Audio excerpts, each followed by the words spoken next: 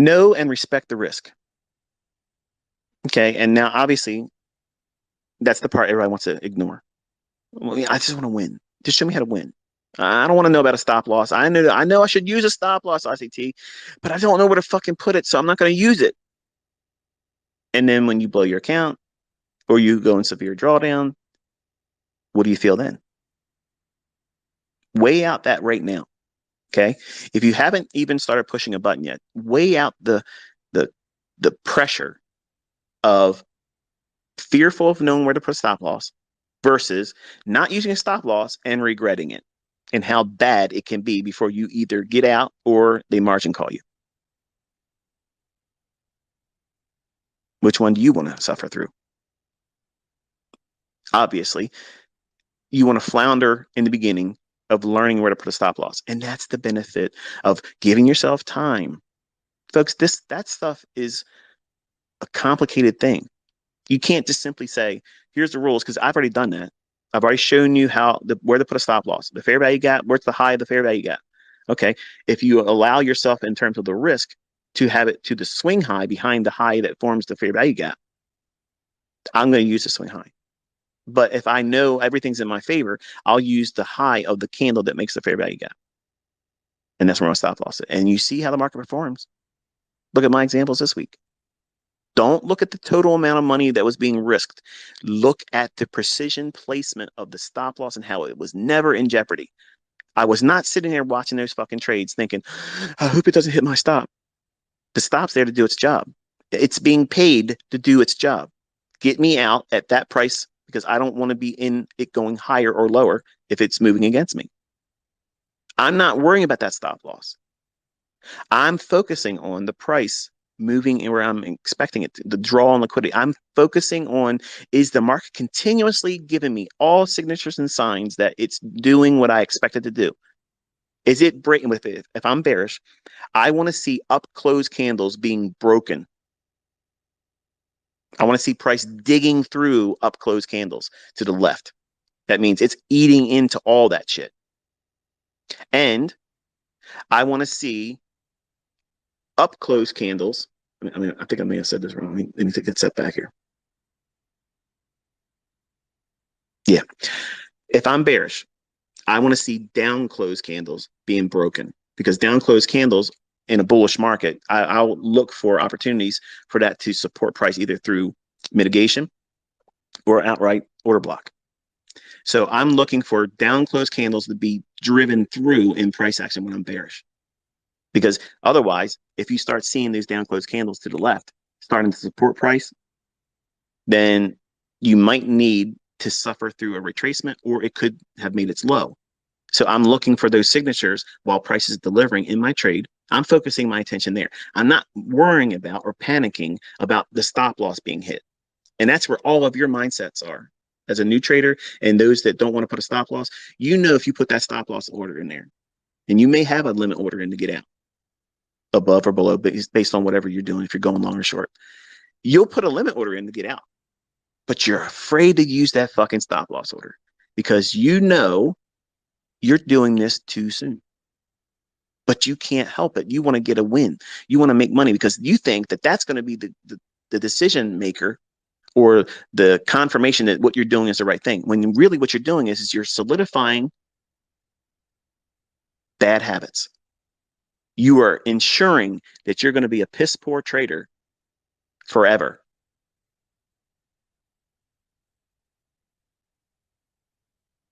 That long pause is intended. I wanted you to hear that and register. If you trade without a stop loss, like a dumb Yahoo, you are setting yourself up for inconsistency. I promise you, look at everybody out there that's trading without a stop loss. They're emotional. They flip out. When it's wrong, it's fucking really bad. And they can't fix it. You can't go back and, let me limit the amount of drawdown I took. No, it's too late. So you have to have that time to learn how to trust yourself.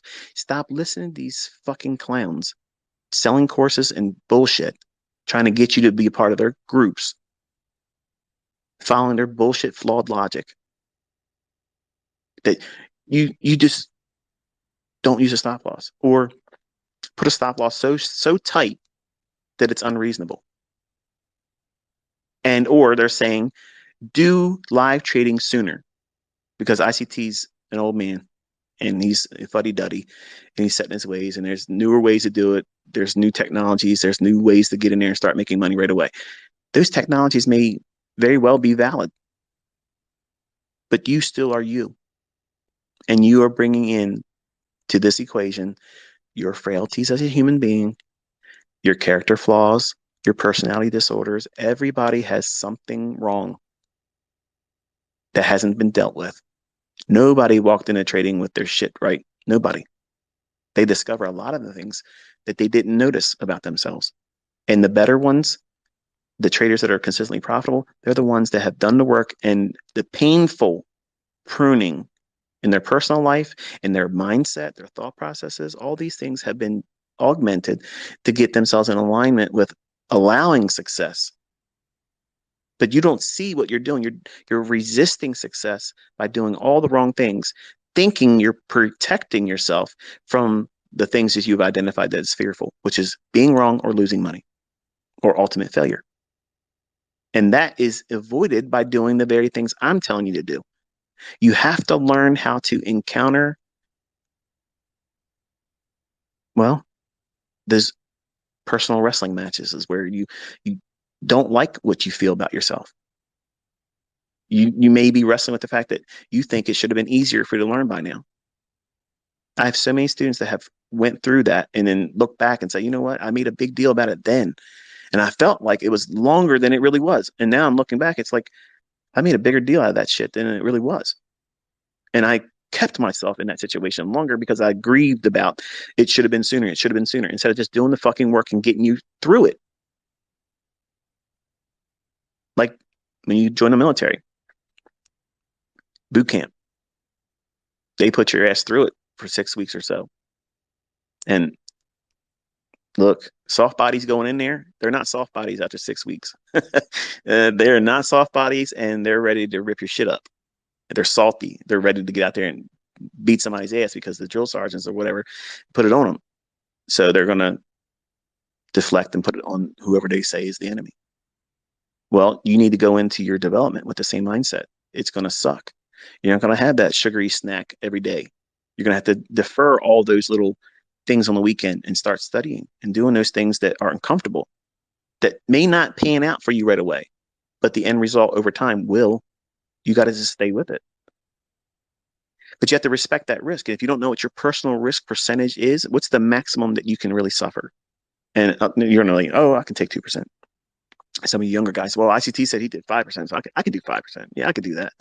No, you can't. No, you can't. If you had an account with $100,000, you feel rich because you have $100,000. But if you lose $5,000, you start thinking, wait a minute, that's $5,000. Man, I could have done this and that, and all of a sudden you start thinking about, oh, you got buyer's remorse now. Yeah, if I wouldn't have done that trade, I could have bought this or that. I could have done that project around the house. I could have put the deck on the back porch, and I could have done this and done that, and I could have fixed this in the car. What are you doing? You're bringing in weaknesses and character flaws instead of saying, okay, I did that wrong. I risked 5%. That's stupid. It's over leveraging. Don't do that. Don't let the industry standard in all the books, and even I have parroted this stuff, 2% is not optimal. Anybody that says it's optimal is full of shit. They're lying, and they're probably not even profitable. Your risk percentage, the maximum of that risk for your total equity in your account, it might only be 0.5%. And you can trade very fluidly in the marketplace and not feel any kind of unnerved, no second doubts about what you're doing while you're trading, where your stop loss is. If you get stopped out, it's not going to kill you. It's not going to hurt you. And 0.5% is easy to make back. Really, really easy to make that back, regardless of whatever your equity size is. So the secret sauce in this whole business is knowing you, how you are going to derail yourself. Are you easily swayed by other people's opinion, even mine? You might be looking at a market, and I have students that have discovered this in my private mentorship. They have an idea about a marketplace, okay? And because I'm using higher time frame, my outlook is a little bit longer term than them if I'm talking about a daily chart. But they might have an idea about taking a trade that would be opposed to that idea. Not necessarily nothing wrong with that, but because their mentor was saying he believes, or I believe, that it's going to go here, it made them second guess their own analysis. And then that trade they were going to try to take panned out. And my stuff still ended up going there, but days later. My entire time frame for bias. Theirs was I'm taking money out of the marketplace tomorrow in the next session. But because I was giving my analysis, they were tripped up by my opinion. My opinion should not have any influence over yours. Once you have your own model, you should not be subscribing to whatever I think is going to happen in the marketplace. That's the whole decoupling that's required for you to be an independent thinker. And that's why it's one of the benefits of me not doing active mentoring now. I'm just answering questions and finalizing our time together as the private mentorship group. And ultimately that will move aside and they'll integrate themselves with this community here. But you'll see them rise above everyone else in this group because they've been trained a little bit better than all of you are. And that's not something you should be upset about because you have me still here actively teaching, and don't be upset about that. You're not going to get in what they've had. You're not going to get that. So just accept it. There's nothing wrong with you not being a part of that. They took the risk and took the initiative to get in it when it was made available to them, and they did it. Not all of them are successful, but I have a lot of them that are. And the ones that are still struggling have now found their development increasing, and some of them are profitable now because of what you watched and had for free just this year. So I know it's profitable. I know it's helping other people and even my other students that were struggling. But your risk percent, you need to know what that is. And you're not going to know what that is until you spend 6 months, ideally, tinkering with it. Where have you worked with? Because 2%, it's not a lot, but if you have 2% and then you cut the loss and you risk 1% and you lose and you risk 0.5% of that, okay, that's 3.5%. 3.5% doesn't feel like a lot, but what happens if you take another loss and you're stuck at 1/4%? And you have to do that over and over and over again. It will not run your account down like 2% every single time. But if you start with 0.5% and you take a loss, it's going to feel like a mosquito bite. It's a nuisance. You wish it didn't happen, but it's really not bothering you. But if you keep going back into and scratching it, it's going to do what? Potentially get infected, create an open sore. And that's what you end up doing when you start treating your losing trades like a mosquito bite. You want to just keep itching it. It's done its damage. Let it go. Just leave it alone. Ignore it. Move on to the next thing. But your risk has to be unique to you. Don't just take the industry standard that everybody regurgitates, 2%, because that's too high for a new student. It's too high, too fucking high. And there's people out there that will claim that you got to push it. You got to know when to push it. How are you going to know when to push it if you've only been messing around for a couple months? Seriously, answer that question. How could anybody reasonably expect to know their reactions, their expectations, how they're going to react to the profit if it starts moving in their favor? You want to know what's scary? Being in a move that you didn't expect to be so rapid and sudden, and you didn't have a limit order in yet, and it starts railing in your favor. That's terrifying. As a new student, it's thrilling as shit, but it's terrifying because you're like, what do I do? You're like a deer in headlights. That's scary as shit. You think losing money is scary. Now that's regret. And you're just fearful of doing it the next time. But when you're in a winning trade that you didn't expect to be that powerful and you didn't have a limit order placed in, it's just running like crazy, that's a terrifying feeling. Like you get paralyzed. You're afraid to get out because what if it keeps running? And you're afraid to stay in it because what if it's going to reverse? That's a weird feeling for a new student to experience. And you have to have time for those things to creep in. And it teaches you a lot about yourself. And books don't talk about that stuff. All the books I've ever read, they don't ever talk about what I'm talking about here. Even Mark Douglas' book, as good as it is, it's a classic. He doesn't really hammer all these things and really put it in a way where, hey, let's just talk about it vaguely. No, these are things that you're going to deal with, and they're going to impact your trading. They're going to really have an impact on how you develop and how you manage yourself as a trader. And you can't just take industry standards or things that are tossed around as that's going to be a perfect fit for you. No, like you have to determine what is optimal for you, and it may be less than 1% risk, or it might be just 1%. Others might thrive with 3% risk. I think that's a little nuts for a new trader, but hey, you know yourself. And respecting the risk and understanding that comes with it. With my advice is only use 30% of your equity. Okay, so when you have these like funded accounts, like, yeah, I got $100,000 funded account. You want to get out there and you want to maximize that $100,000 leverage they're giving you. You don't have $100,000 really, but they're giving you the buying power or selling power of 100,000 equivalent. I'm telling you, only use 30,000 of it. You will not blow your account. You won't wreck it. You won't get, you know, drunk with the idea of making big money. You want to make consistent money. And if it works out that you're only making $500 a week, fuck anybody else that has a problem with that. Who gives a shit? That's $500. That's bread going in your pocket. That's grocery money. That's paying your car note or a utility bill. Fuck everybody else's opinion. There's too much of that shit going on to getting you wrapped up and caught up in all this keeping up with Joneses shit. You're here and you're in this industry to do one thing: make money. That's it. It's not a fucking hobby. It's not fantasy football. It's not this team against that team.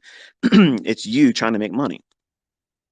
Hang on, I gotta put some oil in the engine here. What are you drinking, ICT? Evian spring water, made from the French Alps. It's good shit. But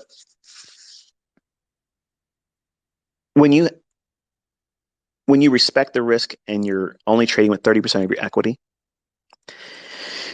the idea is, if you're new, and I've seen so many times, like I fell victim to this too. When I first started really wanting to make big money, I was like, I'm undercapitalized. Like I don't have enough.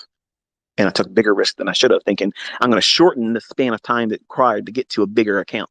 Because if I get a bigger account, I can make big money consistently. And it doesn't work that way.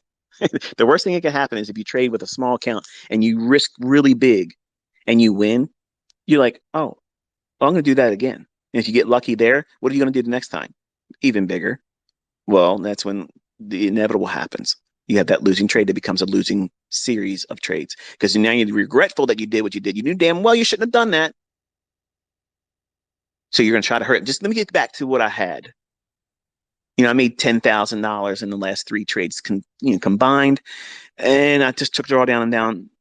Only up $7,100. I shouldn't have done that. Let me try to just get it back to 10,000. How many times you been in that situation? Maybe not 10,000, but you've been there, right? You've had an equity high. You knew damn well you should have stopped.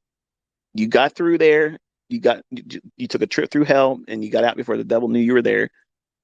And you just decided to go back in there one more fucking time, and it burned your ass. And now you can't stomach the idea that you did it. You just want to fix it. What happens if you did that one more time and you fix it? It's going to reassure what you did was the right thing, and it's the wrong thing. You need to say, okay, my impulsive nature, my weaknesses, my frailty as a human being is saying I should go back in and fix that.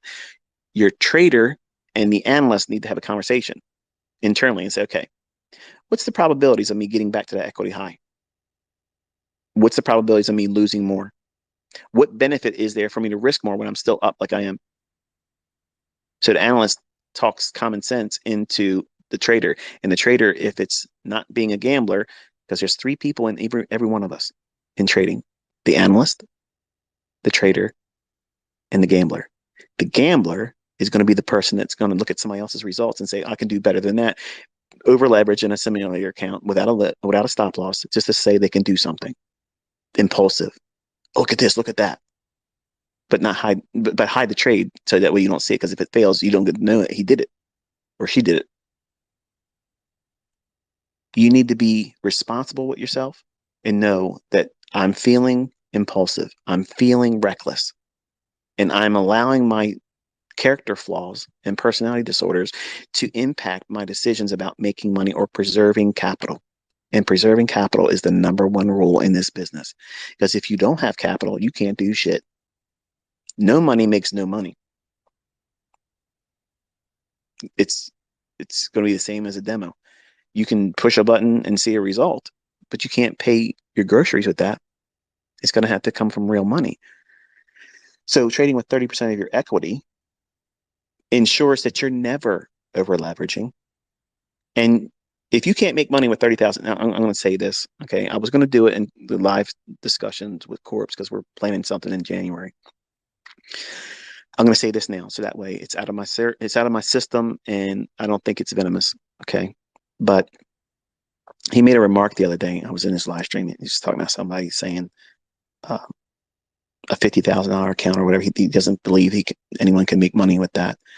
I disagree, and I may have misheard what he was referring to. But for anyone that thinks that they have to have 100,000 or more for leveraging to make money, to me that is unfortunate, because you can make money with 10,000. Okay, you can make money with 15,000. You can make money with 25,000. You don't need 50,000. You don't need that.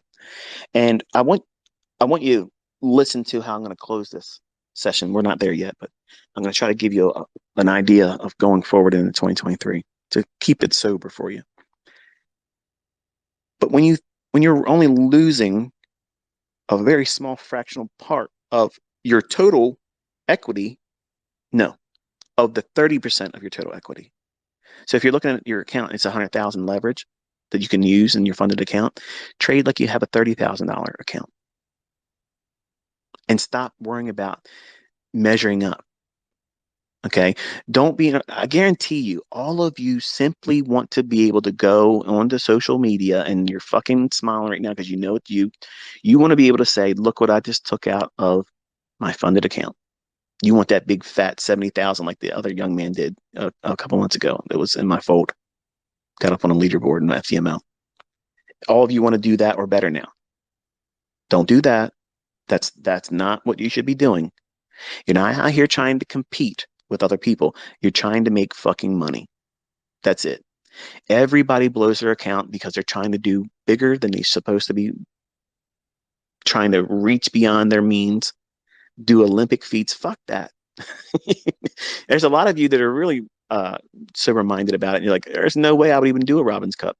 I would never do a trading competition, because you know that your personal frailties would creep in, and the competition aspect would cloud your mind and your decision making, and you'd blow up. You'd try to overperform, take bigger risks than you're supposed to, and you crash and burn. And that's exactly what happens. That's why I love watching it every year.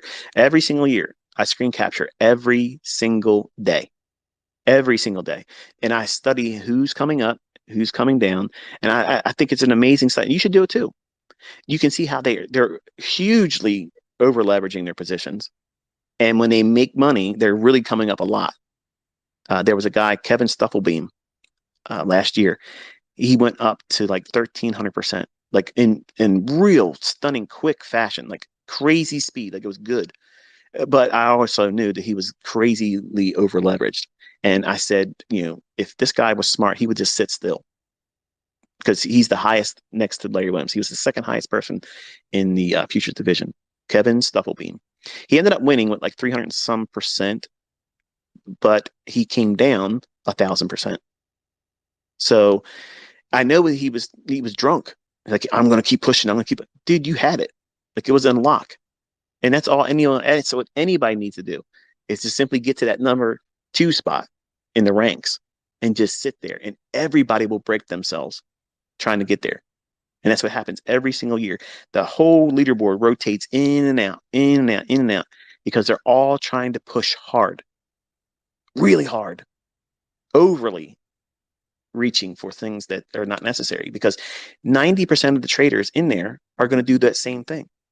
So if the students are listening to me that are going to go in there next year, let me hold it to the end. Okay. I want to close on a good note.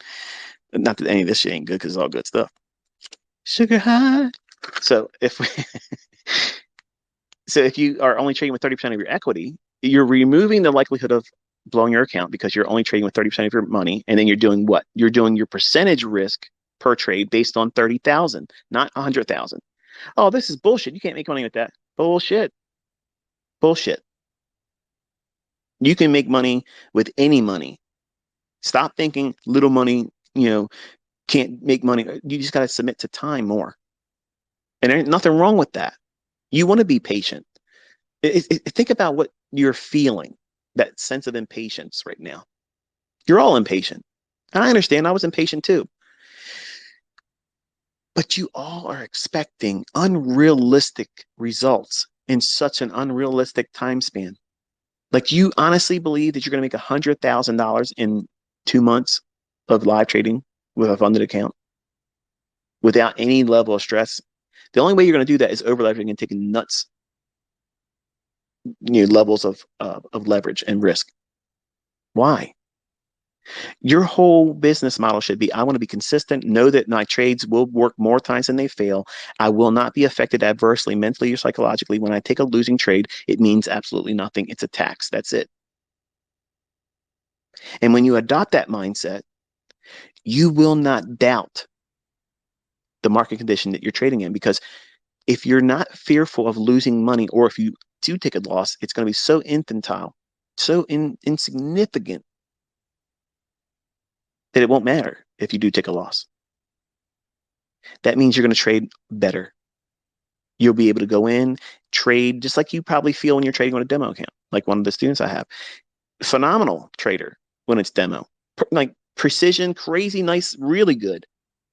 Put him in a live account, short circuits, because he's not from a country that has a lot of money, and money being taken from him, it's astronomical pressure. It's risk that he can't absorb it. He can't do it.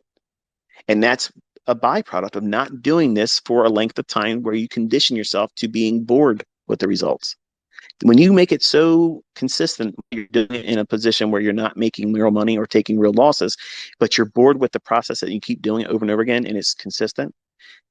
Then when you creep into a small little account, the smallest account that you can start with, and you just dabble with it like that, and you build in a level of comfort of growing in equity, and you add a little bit more.